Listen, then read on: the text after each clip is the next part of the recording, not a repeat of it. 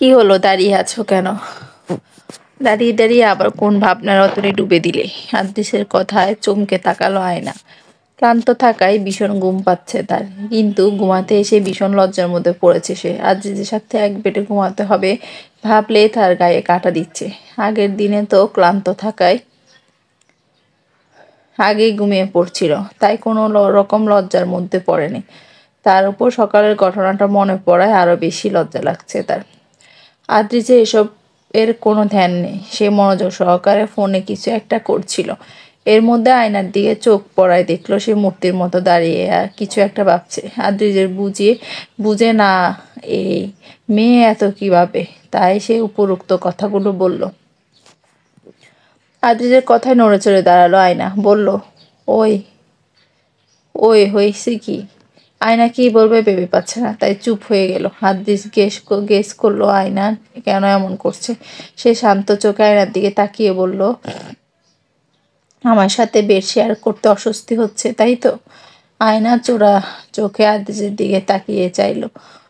Adrij fail বলতে লাগলো, কিন্তু এছাড়া তো কোনো উপায় নেই।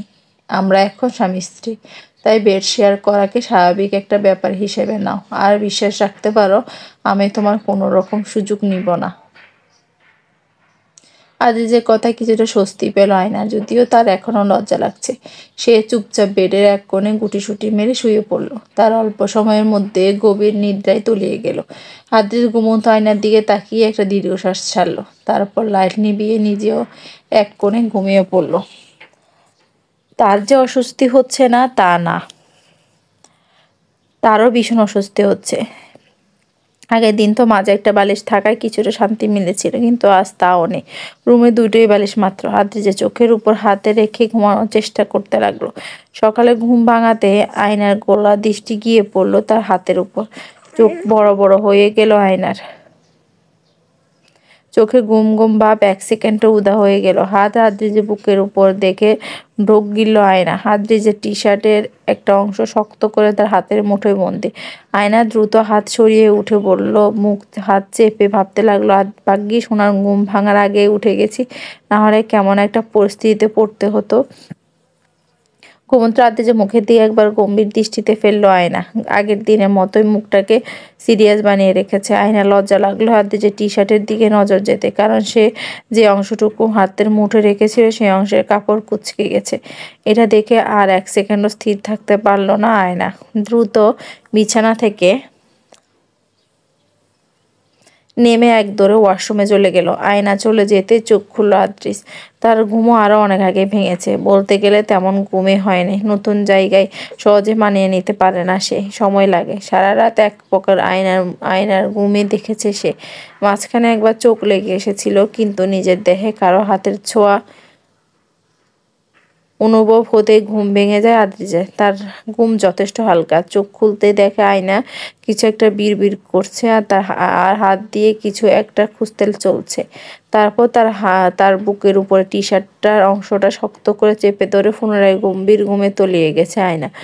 এমন শক্ত করে ধরেছে যেন কোনো কাঙ্ক্ষিত বস্তু পেয়েছে সে, ছেড়ে দিলে হারিয়ে যাবে। আয়নার চেহারাটা একটা আলাদাই প্রশান্তির চাপ দেখছে আদ্রিজ, তাই চেয়েও হাতটা সরাতে পারেনি। আয়নার ঘুম ভেঙে যেতে পারে না তার।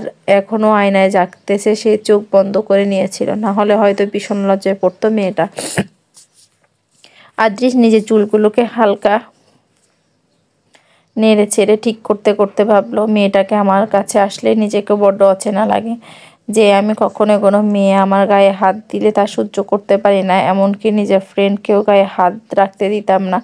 সেই আমি কিনা একটা মেয়েকে এত ঘন্টা আমার গায়ে হাত রেখে ঘুমাতে দিয়েছি, কিন্তু কেন?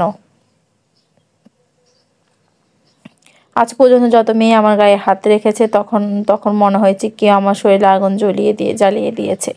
অথচ এই মেয়ে গায়ে হাত রাখতে তেমন কোনো অনুভূতি হলো না, বরং মনটাতে আলাদা প্রশান্তি ছেয়ে গিয়েছিল। এগুলো কি হচ্ছে আমার সাথে? আয়না ফ্রেশ হয়ে বাইরে এসে দেখলো আদ্রিজ বেডে নেই। আয়নার মনে এখনো ভয় কাজ করছে এই ভেবে। আদ্রিজ আবার বুঝে গেল না তো ঘুমের মধ্যে এমন একটা আকাম করেছে ভেবে নিজেকে নিজে কয়েকটা থাপ্পড় লাগাতে ইচ্ছে করছে আয়নার। সে ব্যালকনিতে উঁকি দিয়ে দেখলো আদ্রিজ সেখানে আছে। কারো সাথে ফোনে কথা বলছে। আয়না চুপিসারে রুম থেকে বেরিয়ে আসলো। আদ্রিজের দিকে তাকালেও এখন তার লজ্জা লাগছে। আদ্রিজ রুমে এসে দরজা খোলা দেখে বুঝলো আয়না বাইরে চলে গেছে। সে নিজেও চলে গেল ফ্রেশ হতে, কিন্তু বাইরে এসে বিপাকে পড়লো আদ্রিজ। রুমে খুঁজে কোনো টাওয়াল পেল না।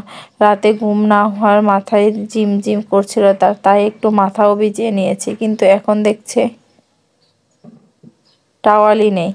আদ্রিজ ভাবলো আয়নাকে ডাকবে বা কাউকে দেখলে বলবে ওকে রুমে পাঠিয়ে দিতে। দরজার কাছে আসতে আদ্রিজের মাথায় আসলো সে তো তার বউয়ের নামে ঠিক মতো জানে না। 2-3 বার শুনেছে অন্যদের মুখে, কিন্তু অতটা খেয়াল রাখেনি। এখন উল্টাপাল্টা নাম ধরে ডাকলে তো ভীষণ লজ্জায় পড়তে হবে। এখন সে বউয়ের নামটাই ঠিক মতো জানে না। আদ্রিজ নিজের মাথায় জোর দিয়ে ভাবতে লাগলো কি যেন বলে ডাকে সবাই তাকে।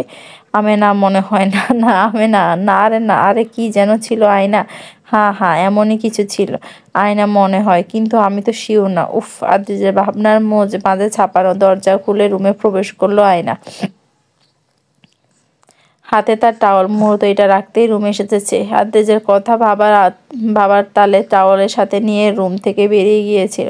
আয়না আদ্রিজের ভেজা চুল দেখে বুঝলো নিশ্চয়ই আদ্রিজ টাওয়াল খুঁজতেছে। সে আদ্রিজের হাতে টাওয়ালটা দিয়ে নিম্ন স্বরে বলল, সরি, আমি ভুল করে মুখ মুছতে সাথে নিয়ে চলে গিয়েছিলাম। আয়না চলে যাচ্ছিল, কিন্তু আদ্রিজের দাঁড়াতে বলায় থেমে গেল। আদ্রিজ আমতা করে জিজ্ঞেস করলো, তোমার নাম কি? আদ্রিজের প্রশ্ন শুনে মুখটা হা হয়ে গেল আয়নার। সবাই তার নাম জানে, অথচ তার বরই তার নাম জানে না। আয়নার এক্সপ্রেশন দেখে আদ্রিজ একটু মাথা চুলকালো। তারপর আয়নাকে উদ্দেশ্য করে বলল, কি হলো, হা করে আছো কেন? মুখের মধ্যে তেলাপোকা ঢুকে যাবে তো। আদ্রিজের কথায় আয়নার হা করা মুখ আপনা আপনি বন্ধ হয়ে গেল, কিন্তু চোখে মুখে এখনো অবাক ভাব বিরাজ করছে। সে অবাকতার সাথে বলল, আয়না রহমান। আদ্রিজ মনে মনে কয়েকবার আয়নার নাম আওড়ালো, তারপর বলল, তুমি কি আমার নাম জানো? আয়না হাঁ বোধক মাথা নাড়ালো। আদ্রিজ বলল, জানলেও ভালো, তবুও আমি একবার বলে দিই, আমার নাম আদ্রিজ আহসান। এবার তুমি যে কাজে যাচ্ছিলে যেতে পারো। দাঁড়ালো না আয়না, রুম থেকে বেরিয়ে গেল। কি লজ্জাজনক বিষয়, তার বর তার নাম জানতো না, যদিও সে নিজেও জানতো না। যদি না অনামিকা রান্নাঘরে এসে আয়নাকে দেখলো তার মা অনেক ধরনের খাবার রান্না করছে, এখন সেসব সাজাচ্ছে। এত সব কাজ মা একা করছে দেখে ভীষণ খারাপ লাগলো আয়নার। আগে তো তাকে দিয়ে সব করানো হতো, এখন হয়তো সব কাজ তার মাকে দিয়ে করানো হবে ভেবে চোখে পানি চলে আসলো আয়নার। সাহেরা বানু আর তার মেয়ে তো একটা কাজও হাত লাগায় না, বরং এক গ্লাস পানি লাগলেও তারা আয়নাকে ডাকতো পানি দেওয়ার জন্য। আয়না মনে মনে ঠিক করলো যে ভালো কোনো জায়গায় চান্স পেয়ে গেলে তারপর টিউশনি দেওয়া শুরু করবে অথবা কোনো চাকরি করবে। সেই টাকা দিয়ে একটা লোক রাখবে যাতে তার মাকে সাহায্য করে। আয়না ভালো কোথাও চান্স পাওয়ার ইচ্ছাটাও আরো দৃঢ় হলো। তাকে ভালো কোথাও চান্স পেতে হবে, এমন একটা চিন্তা ভাবনা তার মস্তিষ্কে ভালোভাবে গেঁথে নিল সে। তারপর মায়ের খাবার সাজানোতে সাহায্য করতে লাগলো। যদিও অনামিকা বেগম বারণ করেছিলেন, কিরে জামাইকে তো ভালোই বশ করেছিস, তোরা আসলে লজ্জা শরম নেই, আমাদের টাকা খেয়ে আমাদের টাকায় পড়ে এখন আমাদেরই অপমান করস। তোর সাহস কি করে হলো নিজের বরকে দিয়ে আমার মেয়েকে অপমান করানোর? চাকরানি থেকে বড় বাড়ির বউ হয়ে উঠতে শিখে গেছিস তাই না? চাকরানি থেকে মহারানী হওয়ার চেষ্টা করিস না, কারণ তোর যোগ্যতা ওই কাজের লোক পর্যন্ত। দুপুরে খাওয়া শেষে সবাই টেবিল থেকে উঠে পড়েছে।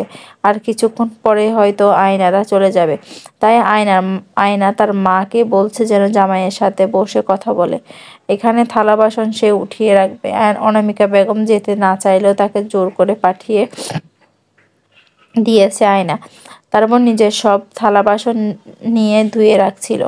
এর মাঝে কোনো একটা কাজে রান্নাঘরে আসেন সাহারা বানু। আয়নাকে একা দেখে চোখ জ্বল করে ওঠে তার।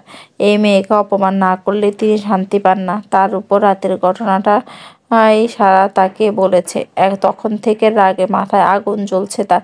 তাই সুযোগ পেয়ে আয়নাকে কথা না শোনালেই নয়। সাহারা বানু একবার আশেপাশে ভালো করে চোখ বুলিয়ে নিলেন। কাউকে না দেখে নিশ্চিন্তে মনে রান্নাঘরে প্রবেশ করে উপরোক্ত কথাগুলো ছুড়ে দিলেন আয়নার দিকে। তিনি তো জানেন আয়নাকে হাজারভাবে অপমান করলেও সে চুপচাপ শুনে নেবে, তাই তিনি এই সুযোগ কোনোভাবে হাতছাড়া করতে চান না। সাহারা বানুর কথায় খারাপ লাগলো আয়নার। তখনই মনে পড়লো আদ্রিজের বলা কথাগুলো। মানুষকে যত বেশি সুযোগ দেয়া হবে তারা তত বেশি কথা শোনাবে। আয়না নিজেকে শক্ত করে সাহারা বানুর দিকে ফিরে বলল, ফুপি, আমার জামাইকে আমি বশ করব না তো কাকে করব বলেন তো? আর আমার লজ্জা শরম না থাকুক, আপনার তো আছে, তাতেই চলবে। আর টাকা দিয়ে কি খোটা আপনি দেন না যুক্তিযুক্ত? আপনাদের টাকায় খেয়েছি পড়েছি তা ঠিক, কিন্তু ফ্রিতে তো আপনারা খাওয়াননি পড়াননি। আমাকে খাওয়ানো পড়ানোর পরিবর্তে অমানুষের মতো খাটিয়েছেন। মাস শেষে 20,000 টাকা ফেললেও কেউ আপনাদের এত কাজ করে দিত না। সাথে অপমান, উঠতে বসতে কথা শোনানো তো ফ্রি। আমার চুপ করে থাকাকে আমার দুর্বলতা ভেবে ভুল করবেন না। আমি আপনাদের অনেক সম্মান করি। আপনারা এর যোগ্য হন বা না হন, তাই এই সম্মানকে ধরে রাখার চেষ্টা করুন। আর অবশ্যই আমার যোগ্যতা নিয়ে চিন্তা করবেন না, যেটা সময় বলে দেবে কে কিসের যোগ্য। কথা শেষ করে রান্নাঘর থেকে বেরিয়ে গেল আয়না। আজ অনেক শান্তি লাগছে তার সাহারা বানুর মুখের উপর কথাগুলো বলতে পেরে। সাহারা বানুর মুখটাও দেখার মতো হয়েছিল। এসব ভাবতে ভাবতে নিজের রুমে চলে গেল আয়না। সাহারা বানু এখনো মুখে হা করে রান্নাঘরে দাঁড়িয়ে আছেন। তার এখনো বিশ্বাস হচ্ছে না আয়না তাকে এতগুলো কথা বলেছে। যে মেয়েকে হাজারটা অপমান লাথি কুতা দিল সে একটা টু শব্দ করতো না, সেই মেয়ে আজ তার মুখের উপর এতগুলো কথা বলছে। মস্তিষ্ক শূন্য হয়ে যাচ্ছে তার। ইচ্ছে করছে আয়না চুলের মুঠি ধরে কষিয়ে কয়েকটা থাপ্পড় লাগাতে, কিন্তু তা যে আর সম্ভব না ভেবে রাগে দুঃখে নিজের মাথার চুল ছিঁড়তে ইচ্ছে করছে সাহারা বানুর। এক রুগীর মেয়েকে অপমান করে গেলে তার কিছুতে মানতে পারছেন না তিনি। আদ্রিজ রুম থেকে এসে দেখলো আয়না কিছু কাগজপত্র গুছিয়ে ফাইলে রাখছে, চেহারা উৎফুল্ল বা বিদ্যমান। আদ্রিজ আয়নার দৃষ্টি আকর্ষণ করে হালকা কাশি দিয়ে বলল, কাশির শব্দে আদ্রিজের দিকে তাকালো। আদ্রিজ বলল, প্রয়োজনীয় সব কাগজপত্র নিয়েছো? আয়না মাথা নাড়ল, কারণ সে অলরেডি সব গুছিয়ে নিয়েছে। আদ্রিজ বলল, তাহলে তৈরি হয়ে নাও, যাওয়ার সময় হয়ে গেছে, 1 ঘন্টার মধ্যে আমরা বের হব। যাওয়ার সময় হয়ে গেছে ভেবে মন খারাপ হলো আয়না। তবে কিছুতেই নিজের মাকে এই নরক থেকে একা ফেলে যেতে ইচ্ছে করছে না, কিন্তু কিছু তো করার নেই। আদ্রিজ আয়নার মন খারাপ দেখে বলল, মন খারাপ করো না, আমি সময় পেলে তোমাকে নিয়ে আসবো তোমার বাবা মায়ের সাথে দেখা করাতে। আর তুমিও চাইলে যে কোনো সময় এ বাড়িতে এসে তাদের সাথে দেখা করে যেতে পারো। আর এই বিষয়ে আমার পরিবার কখনোই তোমাকে বাধা দেবে না। নিশ্চিন্তে থাকতে পারো। আদ্রিজের কথায় একরাশ ভালো লাগা ছেয়ে গেল আয়নার মনে। এক চিলতে হাসি ফুটে গেল ঠোঁটের কোণে। আয়নার ঠোঁটে হাসি দেখে আদ্রিজ সামান্য হাসলো। তারপর আয়নাকে দ্রুত রেডি হতে বলে বাইরে চলে গেল। মাকে জড়িয়ে ধরে বাচ্চাদের মতো কান্না করছে আয়না। মনকে মনকে বিভিন্ন রকম বুঝ দেওয়ার পরও বিদায় বেলায় নিজেকে আটকাতে পারেনি সে। মাকে জড়িয়ে ধরে কান্নায় ভেঙে পড়েছে। অনামিকা বেগম মীরার চোখেও পানি টলমল করছে।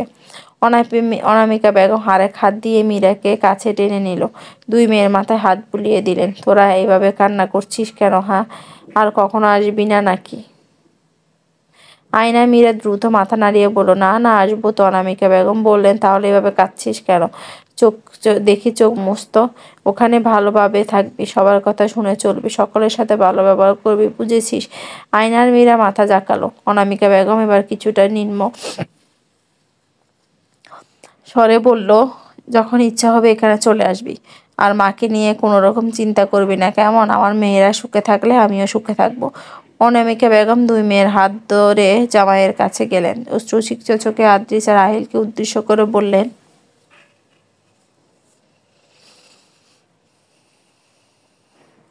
আমার মেয়েদের দেখে রেখো বাবা, এখন তোমরাই ওদের সব। তিনি মীরের হাত আহিলের হাতের মাঝে দিয়ে বললেন, আমার মেয়েকে সুখে রেখো, ভরসা করে হাতের উপর হাত দিলাম, কখনোই হাত ছেড়ে যেও না। আহিলকে এক হাতে মীরাকে শক্ত করে মুঠো ধরে অনামিকা বেগম বলল, চিন্তা করবেন না মা, এ হাত সারা জীবন থাকবে, কখনো ছাড়বো না, সবসময় আগলে রাখবো, বিশ্বাস করতে পারেন। অনামিকা বেগম আহিলের মাথায় হাত বুলিয়ে দিলেন। তারপর আয়নাকে হাত দিয়ে সামনে নিয়ে গেলেন। আমার এই মেয়েটাকে একটু সুখ দিও বাবা, মেয়েটা আমার এতটা বছর ধরে শুধু কষ্টই পেয়েছে, সুখের মুখ দেখেনি। তোমার কাছে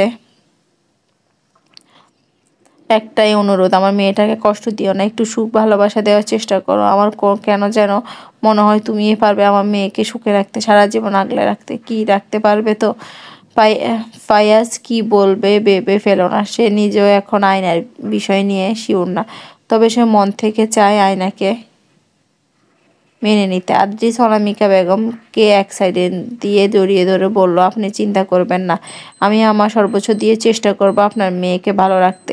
বাকিটা সৃষ্টিকর্তার উপর। অনামিকা বেগম আয়নার হাত আদ্রিজের হাতে তুলে দিয়ে মেয়ের কপালে একটা চুমু খেলেন। এসব কিছু দেখে মনে মনে ফুঁসছেন সাহেরা বানু। তার কাছে এসব ন্যাকামো ছাড়া আর কিছুই না। তিনি মুখ বাঁকা করে ভেতরে চলে গেলেন। এসব দেখে তার গা জ্বলছে, জ্বালা করছে। গাড়িতে বসে আছেন আয়না, এখনো মাঝে মাঝে চোখ মুছা যাচ্ছে। কিছুক্ষণ ফরফর টিস্যু নিয়ে নাক মুছছে। আদ্রিস গাড়ি ড্রাইভ করতে করতে মাঝে মাঝে আর চোখে তাকাচ্ছে আয়নার দিকে। কেঁদে কেটে নাক ফুলে লাল হয়ে ফেলেছে। সেও বাধা দেয়নি, বরং এক বক্স টিস্যু এগিয়ে দিয়েছে আদ্রিজের কাছে। এই মুহূর্তে আয়নাকে ভীষণ আদরে বাচ্চা লাগছে, বিশেষ করে লাল হওয়া নাকটা কারণে একটু বেশি কিউট লাগছে। আদ্রিজ আয়নার দিকে তাকিয়ে ফিরিয়ে ড্রাইভিংয়ে মনোযোগ দিল। গাড়ি থামাতে হুঁশ ফিরল আয়নার। এতক্ষণ সে কান্নায় ব্যস্ত ছিল। গাড়ি থামাতে ভাবলো গাড়ি পৌঁছে গেছে হয়তো, কিন্তু জানালা বাইরে তাকিয়ে অচেনা একটা জায়গা দেখলো। আয়নায় আর এক দাফ নাক মুছে কৌতূহলে চোখে আদ্রিজের পানে চাইলো। আদ্রিজ আয়নার দিকে হালকা ঝুঁকে সিট বেল্টটা খুলে দিল। কিছুটা অস্বস্তিতে পড়লো আয়না। নিজের বাড়ির থেকে আসার সময় আদ্রিস সিট বেল্ট বেঁধে দিয়েছিল, কিন্তু তখন এত খেয়াল করেনি আয়না। আদ্রিস ডোর খুলে বাইরে বেরিয়ে গেল। এরপর আয়না দরজা খুলে বলল, নেমে এসো। আয়না কৌতূহল ভাব নিয়ে নেমে গেল। চারপাশে অনেক বেশি শোরগোল। মেন রোড হওয়ায় অসংখ্য গাড়ি চলাচল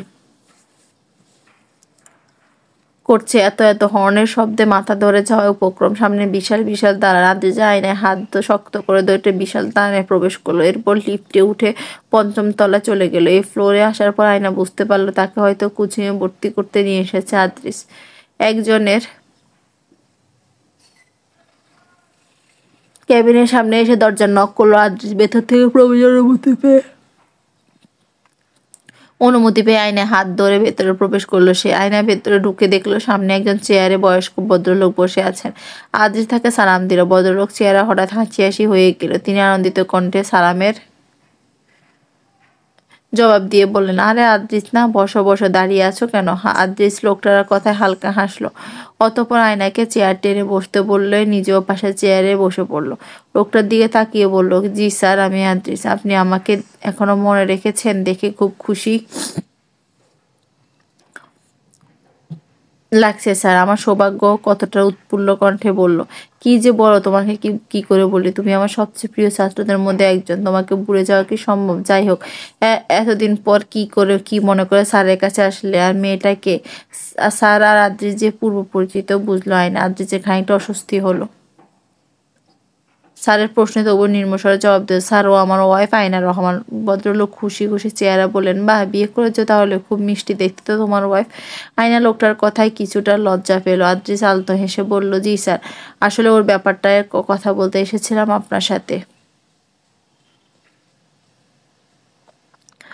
ও এবার এইচএসসি দিয়েছে, সামনে ভর্তি পরীক্ষা আছে। ওর ইচ্ছে মেডিকেলে পড়া, তাই আপনাদের কোচিং সেন্টারে নিয়ে আসলাম। এটাই আমার কাছে বেস্ট মনে হয়। আসলে একটা সমস্যার কারণে সময় মতো কোচিংয়ে ভর্তি হতে পারেনি। আমি জানি ক্লাস অনেক আগে শুরু হয়ে গেছে আর এখন আসলে অন্যদের তুলনায় পিছিয়ে থাকবে। তবে আপনি চিন্তা করবেন না স্যার, আপনি ওকে যথাসাধ্য হেল্প করবো যাতে ও ছেড়ে যাওয়া পড়াগুলো কভার করতে পারে। লোকটা হেসে বলল, সমস্যা নেই আদ্রিজ, তুমি ওকে ভর্তি করিয়ে যাও। আর তোমার উপর আমার বিশ্বাস আছে, তুমি হেল্প করলেও অবশ্যই এগিয়ে যাবে।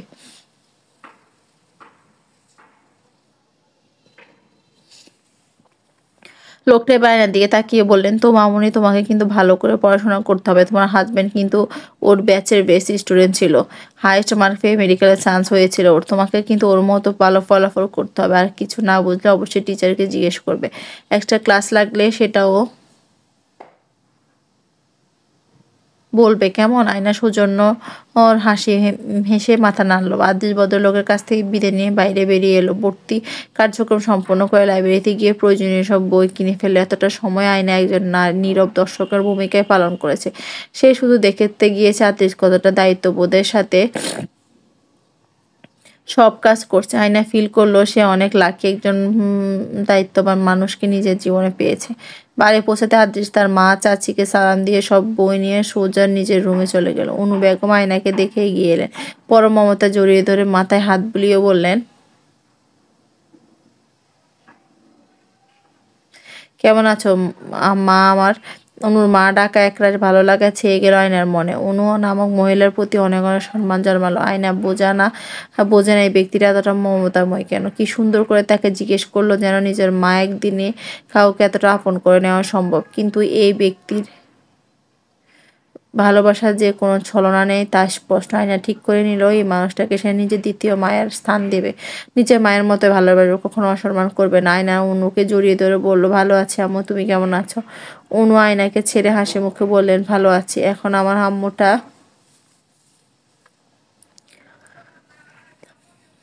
আম্মুটাকে দেখে আরো ভালো আছে। অনু বলা ধরন হেসে ফেলো আয়না। অনু আয়নাকে জিজ্ঞেস করো, আদ্রিজের হাতে অনেকগুলো বই দেখলাম, কিসের বই ওগুলো?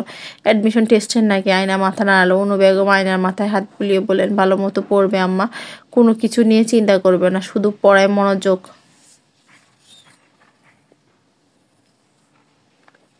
দিবে, বেশি সময় হাতে নেই, যে কোনো কিছু দরকার হলে আমাকে বলবে, আমাকে নিজের মা মনে করে সব কিছু শেয়ার করবে, ঠিক আছে? আয়না হেসে হাঁ বোধক মাথা নাড়ল। অনু বেগম বললেন, এবার যাও, এবার ফ্রেশ হয়ে রেস্ট নাও, অনেক পথ অতিক্রম করে এসেছো, আমি নাস্তা পাঠিয়ে দিচ্ছি, তোমাদের রুমে খেয়ে নিও। আয়না আচ্ছা বলে উপরে চলে আসলো। রুমে ঢুকে দেখলো আদ্রিস ফ্রেশ না হয়ে আয়নার বই খাতা টেবিলে গুছিয়ে রাখছে। লজ্জা লাগলো আয়নার, এসব তো তার করার কথা, অথচ লোকটা টায়ার্ড হওয়ার পরও সব একাই করছে। টেবিলের আগে আদ্রিসের বই ছিল, সেগুলো সরিয়ে জায়গা করে আয়নার বই রাখছে সে। আয়না আদ্রিসের সামনে গিয়ে বলল, আমি ঠিক করে নিতে পারতাম। আদ্রিস আয়না দিয়ে শান্ত চোখে তাকিয়ে বলল, আমার বই কোথায় রাখবো? তোমার বই কোথায় রাখবে এসব নিয়ে সমস্যায় পড়তে পারতে, তাই আমি ঠিক করে দিলাম এরপর থেকে সব সাজিয়ে গুছিয়ে রাখবে, জিনিস অগোছালো রাখা আমার পছন্দ না। আয়না মাথা নাড়ালো। আদ্রিস সব ঠিক করে আয়নার সামনে এসে দাঁড়ালো, কিন্তু কি গম্ভীর গলায় বলল, কালকে থেকে তোমার এক প্রকার যুদ্ধ শুরু হবে। আই হোপ তুমি আমাকে নিরাশ করবে না। সবার সামনে আমি বলেছি তোমাকে আমার যোগ্য করে গড়ে তুলবো, এখন এটা আমার দায়িত্ব, আর তোমাকেও সর্বাত্মক চেষ্টা করতে হবে যেন কেউ তোমার যোগ্যতা নিয়ে প্রশ্ন তোলার সুযোগ না পায়। আমি যদি তোমাকে আমার নিয়মে চালাই এই কদিন, তাহলে কি তোমার সমস্যা আছে?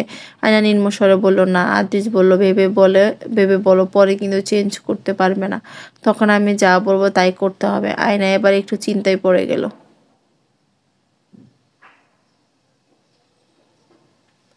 মনে মনে ভাবলো, উনি আমার জন্য যা করবে তা আমার ভালোর জন্য করবে, এতটুকু বিশ্বাস আছে আমার ওনার উপর। আয়না এবার গলাটা কিছুটা জোর দিয়ে বলল, উনি আমাকে যেভাবে যা ইচ্ছা করতে বলবেন আমি সেভাবেই করব, আমার কোনো সমস্যা নেই। আদ্রিজের গম্ভীর মুখে হালকা হাসির ছটা দেখে গেল এবার।